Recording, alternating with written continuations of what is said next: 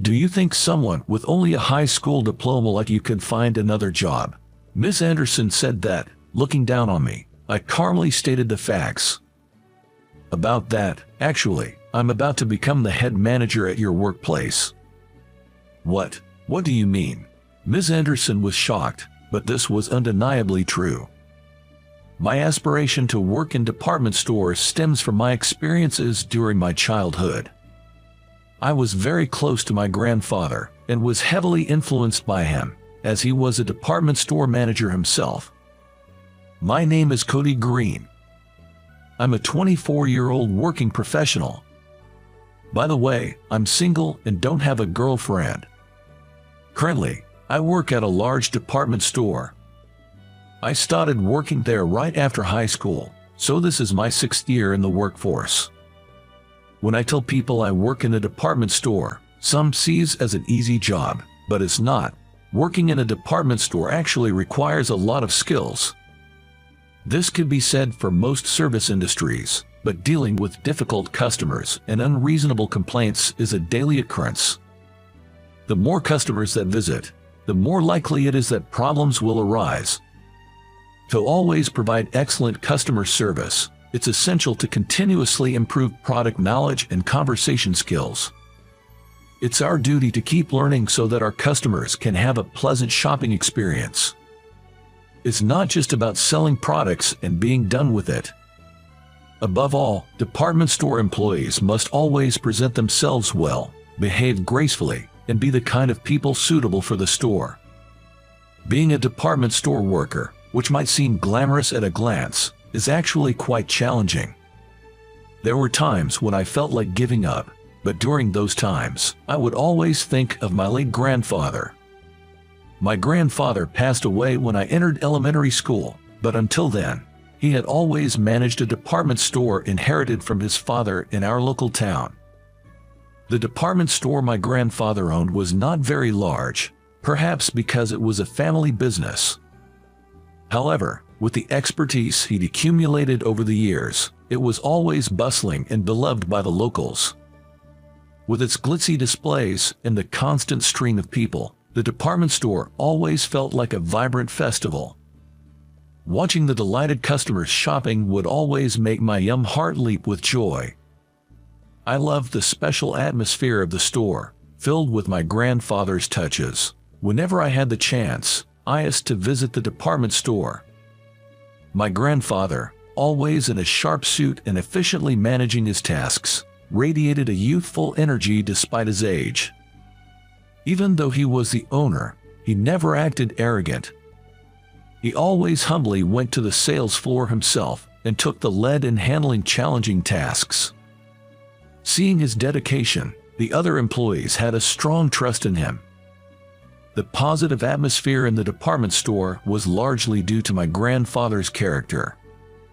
Things were usually peaceful, but one day, an incident occurred.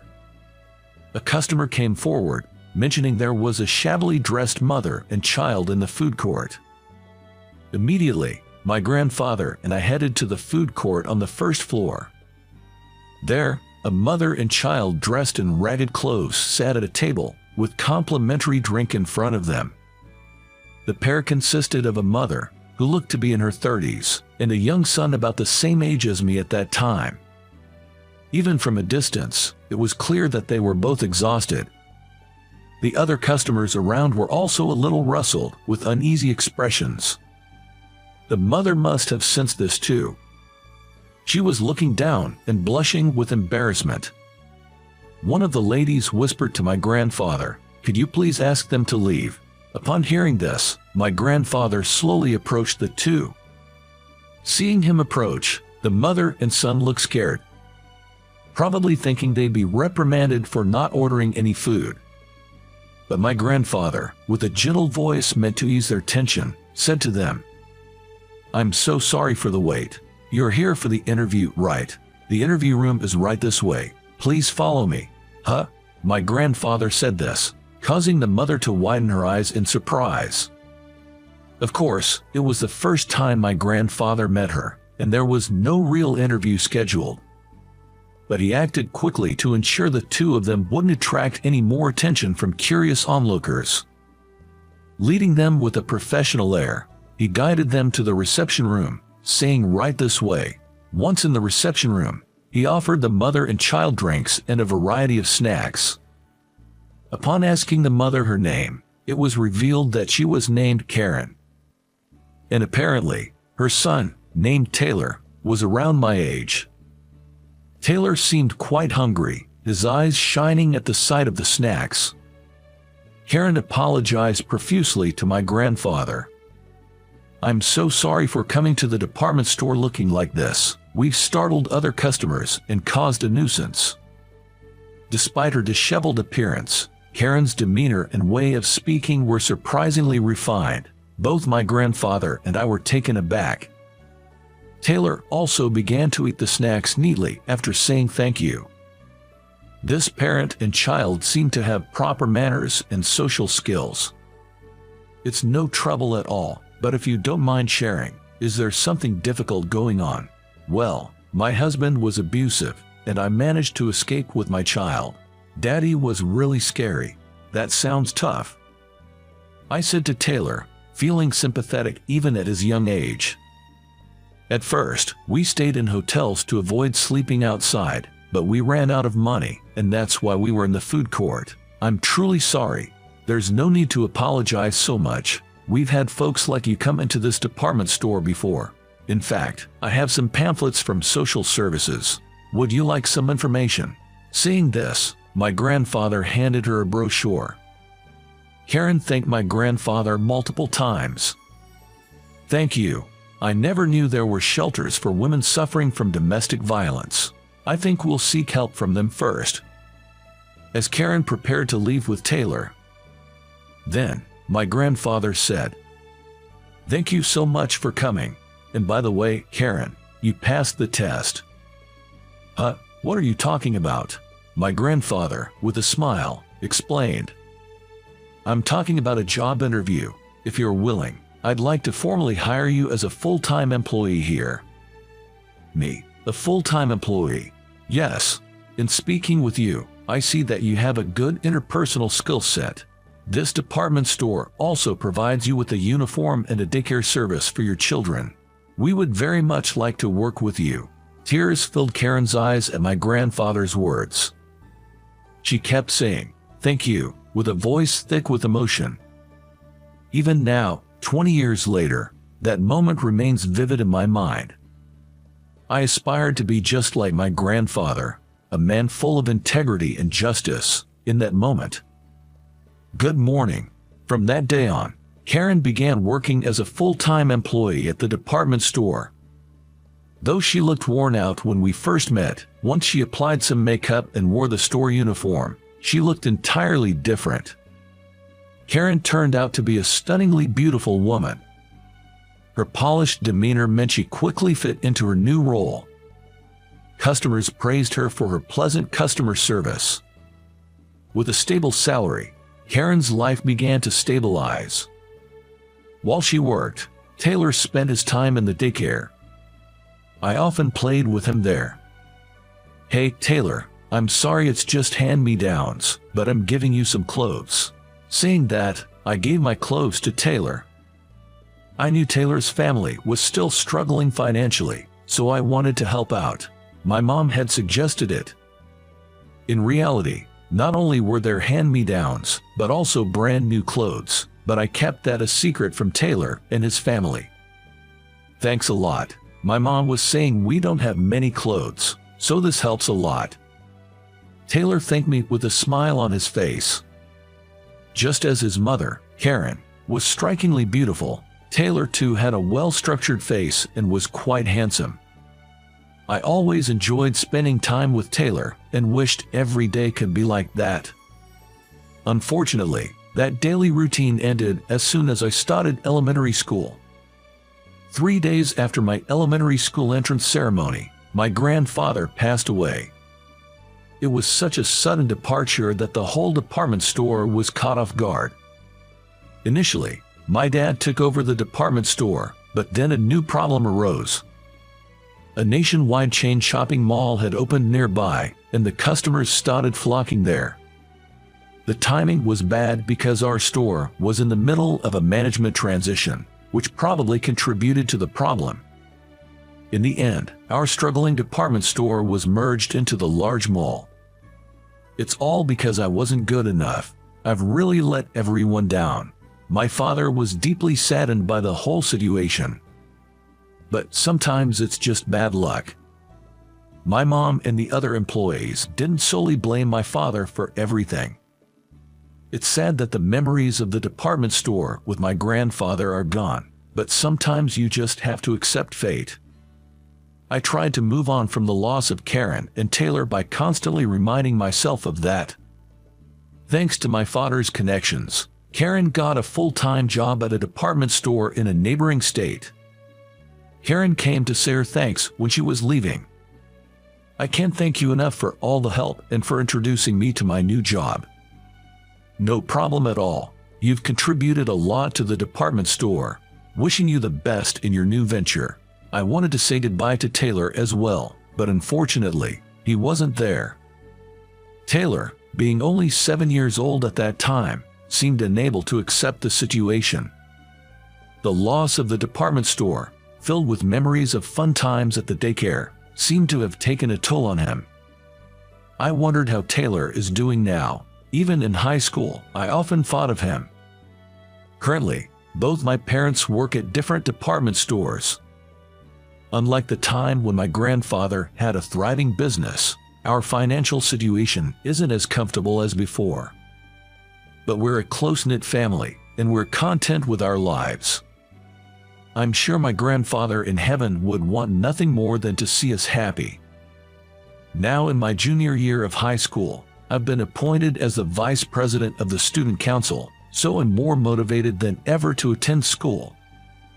My friend Mike said, "Hey, Cody, you're working with Miss Anderson in the student council, right?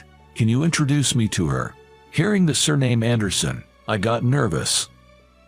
There's no way I can introduce you to President Anderson. She might look cute, but she's really strong-willed.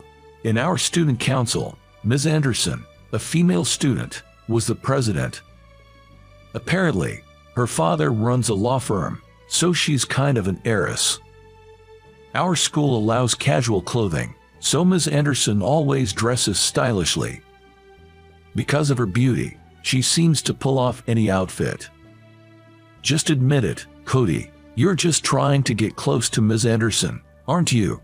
No way. Even if I tried, Ms. Anderson doesn't seem to like me at all. Indeed. Ms. Anderson has always been tough on me. One day when we were alone in the council room, I tried to strike up a conversation. I rarely talk to girls, so I'm not sure what to say. "Oh, I've got it. You have a great sense of fashion, don't you? Huh? You're always so stylish, and the other girls think you're fantastic. Are you saying I try too hard?" "No, I didn't mean it like that." With anger evident on her beautiful face, Ms. Anderson shot me a sharp glare. "Whatever I choose to wear, it's none of your business." With that, Ms. Anderson swiftly turned away and went back to her work. It's tough when you try to give a compliment, and it gets misconstrued like that. I didn't know how to respond. I just felt out of place and continued working in silence. With that, Ms. Anderson swiftly turned away and went back to her work. It's tough when you try to give a compliment, and it gets misconstrued like that. I didn't know how to respond. There were times she just stared at me silently, and when I asked, "Is something wrong?" she quickly responded with, "Nothing at all," and averted her gaze. When she saw me talking to other girls, she promptly chimed in, "Stop chatting and focus on your work." When I shared the story about Miss Anderson with Mike, he said, "Well, Ms. Anderson was chosen as the student council president, and she's pretty popular among both boys and girls. I don't think she's a bad person." That's true. Many students indeed described Ms. Anderson as a very kind girl. She was excellent in her role in the student council and always got high grades. She was the most popular at school, partly because of her beauty. I wished I could have gotten closer to Ms. Anderson, but unfortunately, In the year we spent together on the student council, the distance between us never seemed to close. When discussing our future plans in high school, I told my teacher I planned to work at a department store. Given my grades, the teacher suggested college, but due to financial constraints, I stuck to my decision. Because my high school was a preparatory school, I was the only student among my classmates who had graduated from high school and entered the workforce. I had this vague feeling that I probably wouldn't see my high school buddies again after this. Yep. Including Ms. Anderson. Let's take a graduation photo together. On graduation day, a lot of girls gathered around Ms. Anderson, and they all took a commemorative photo together. It was the first time I saw Ms. Anderson, who usually appeared reserved, laughing so openly and cheerfully. For some reason, my heart raced. While I often said I wasn't comfortable around Ms. Anderson, I might have had a soft spot for her. I'm not saying I wanted to date her, but I do wish we could have had better conversations. With that thought, I left the school building. 6 years after graduation, just when the sweet and bitter memories of youth were fading, I received an invitation for a reunion. The invite was for our entire grade to have a reunion at a fancy hotel. Looking at the invitation, I was surprised to see that Ms. Anderson was one of the organizers. Considering she was a beauty and came from a well-to-do family, I thought she must have gotten married by now, but her last name hasn't changed, and it seems she's still single. It's not like I'm going for Ms. Anderson, but I decided to attend the reunion anyway. And then came the day of the reunion. Heading to the hotel, there were far more attendees than I expected. Upon entering, I received a sheet listing all the participants from one of the organizers. The sheet had sections for current status, a message to your high school self, current occupation, and we could learn about everyone's recent life. Come to think of it, this questionnaire was in the invitation. I heard that it was Ms. Anderson's idea to have this survey and to distribute these sheets on the day. I was impressed by her ingenuity. Today, Ms. Anderson was naturally the center of attention, surrounded by many of our classmates and chatting happily. She looked even more stunning than before, elegantly dressed. "Wow, you work at that prestigious department store. Oh, it's not a big deal," she replied with a smile when asked about her current job, but in reality, getting a permanent position at that renowned department store is quite selective. Given its long-standing reputation, one needs to have decent academic achievements and communication skills, and looks and demeanor suitable for the store's ambience are also important. Considering Miss Anderson graduated from an elite college and her appearance and manners exude elegance, she probably was deemed fit for the store and was offered the position. While I was enjoying conversations with old classmates, I occasionally stole glances at Miss Anderson without her noticing. Though we were both in the student council, I hesitated to approach her.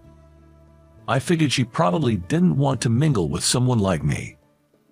But to my surprise, Miss Anderson approached me. I was taken aback, but she said with a straight face, "Cody, long time no see. You left the current occupation section on the questionnaire blank. Are you currently unemployed?" I hadn't expected that topic and replied a bit sheepishly, "Well, sorry, I'm changing jobs soon, so I left it blank intentionally." "Do you think you, with just a high school diploma, can find another job?" Miss Anderson remarked with a hint of condescension. I calmly responded with the facts. "Actually, I'm about to become a manager at your department store." What do you mean?" she asked in shock. That was the undeniable truth. I was about to leave my current job to become a manager at the same prestigious store where Ms. Anderson works. Thanks to decent performance at my current job, and also leveraging connections from my late grandfather, the store owner offered me a position. "So, you mean, you'll be my boss?" she asked incredulously. "Yeah, that's the gist of it." "You're kidding." I was on guard, thinking that she might say something, but with a stunned look, she was quite subdued for the rest of the reunion. I was puzzled by her attitude, But later, I was officially appointed as a manager at the well-established department store and started working. Being a manager was tough at times, but it was more fulfilling, and I was blessed with competent and reliable subordinates. I enjoyed working in a privileged environment, but Ms. Anderson always seemed distant and intimidating towards me. Cody, I don't understand this part. In contrast to Ms. Anderson, a new female employee named Lily was actively speaking to me. She also had a different charm from Ms. Anderson, and she was a very cute and glamorous woman. In addition, she had a friendly personality, and many male employees admired Lily. I thought she was a friendly and wonderful woman, but for some reason, I didn't feel any romantic feelings for her. Oh, you can do it like this. Still, I was glad to have such active communication. I believed that proper collaboration would make the atmosphere in the company even better. But for some reason, whenever I was talking to Lily, Ms. Anderson jumped in right away. Hey, Lily, if you don't understand something, ask me or others. Yikes, Ms. Anderson. What's with the yikes? Manager has more important work to do. Come to think of it, this kind of thing happened in high school too. When I talked to another girl while working for the student council, Ms. Anderson would say work. I wonder if I look like I'm slacking off in her eyes. I gently quieted her. Ms. Anderson, well, I think I need to understand what pots the new employees find difficult to understand as a manager, so if I'm really busy, I'll ask another employee, so you don't have to worry about me that much. I intended to convey it in a gentle tone, but she didn't seem to like it. You're being all sweet to female employees. That's sexual harassment. She left after saying that. What's with her attitude? I feel the same way as Lily did. I wondered why Ms. Anderson, who is usually such a competent woman, becomes emotional about me. I wondered if, just like in high school, I will continue to spend all my time like this without ever being able to understand her. I was worried about Ms. Anderson, but one day there was a drinking party at my company. The first party was held in a serious atmosphere, but as it went to the second and third parties, members were divided by department, and before I knew it, I was having a third party with members of my department. Cody, please drink more. Oh, I'm good. Lily and almost everyone else was drunk, and they drank a lot and were completely drunk. But only Ms. Anderson didn't talk to anyone and was quietly drinking by herself. I was worried about her as a manager, and I couldn't enjoy drinking as I wanted to. I wonder why I'm so concerned about her. Let's stay together tonight. Lily, you're a little too drunk. With the help of alcohol, Lily approached me more aggressively than usual. I was wondering how to deal with it when suddenly Ms. Anderson started crying. Sob, sob. Ms. Anderson, are you okay? What is it? The other members, including Lily, didn't seem to notice that Ms. Anderson was crying because they were drunk. I wanted to discreetly get her out of there without anyone noticing. I told her, Ms. Anderson, you don't seem to be feeling well. I'll drive you to the station, and I left the party right then. Everyone was already drunk, so when the two of us disappeared, nobody seemed to notice or care. I first took Ms. Anderson to a nearby park. I figured if we sat on a bench there, she might calm down for a moment. After handing her a bottle of water I bought, she took a sip and appeared a bit calmer. Ms. Anderson, what's wrong? Did something happen? As I asked this, she looked at me, her eyes filled with tears. I thought Lily would take you, Cody, from me, and it made me so sad. What? The fact that Ms. Anderson referred to me as Cody was so shocking. My mind went blank for a moment, and her revelation only added to my confusion. Ms. Anderson, are you drunk? Yeah, if I wasn't drunk, I wouldn't be able to express my feelings this way. Oh, the good old days, back when all we did was innocently play together. I had no idea what she was talking about. You mean back in high school? No, when we were much younger, when you and I were in preschool. It then hit me. I realized Ms. Anderson's first name was Taylor. I had always addressed her by her last name, but she was actually Taylor. But I remembered playing with a boy. Wait, but your surname was different. And besides, wasn't Taylor a boy's name back then? Back then we were Sopo. I had a short haircut and mostly wore hand-me-downs, so everyone thought I was a boy. I wanted to tell everyone I was a girl, especially after Cody gave me his old boy clothes, but it became even harder. Also, my mom remarried, so my surname changed. I couldn't believe it. The popular girl in school, Ms. Anderson, was that Taylor? I was dumbfounded for a moment. Now that I think of it, Ms. Anderson does resemble Taylor's mom. To think that Taylor had grown up to be such a beautiful and mature woman was all too shocking. Tears rolling down her face, she continued. Remember, I never said goodbye to you in the end when we were little. I understand now, as an adult, how heartbroken I was when our favorite department store closed down. I somewhat resented you and your parents. Ms. Anderson, I know it couldn't be helped, but in high school, I hated how I treated you so coldly. I wanted to come forward and say it's me, Taylor, but I didn't want you to see my weak side from back then. So, I dressed up and focused on my appearance. Now that we work together again, I still can't be honest with my feelings. It's pathetic, and that's why I broke down. I'm truly sorry. Taylor. For the first time in ages, I called her by that name. She looked surprised for a moment. I missed the department store owned by my grandpa too, but our friendship is forever, and the memories will always be with us. Nothing has changed between us. We can always start anew. Cody. Taylor called out my name and clung to me. As I embraced her, I realized just how much she'd struggled and suffered from her insecurities. That's why I wanted to cherish her, scars and all. I guess I was drawn to her because she was Taylor. From that day, we started dating and also built a great working relationship. I want to become a wonderful department store manager, just like your grandpa.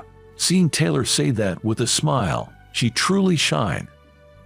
It must have been my grandpa's kindness that brought us back together.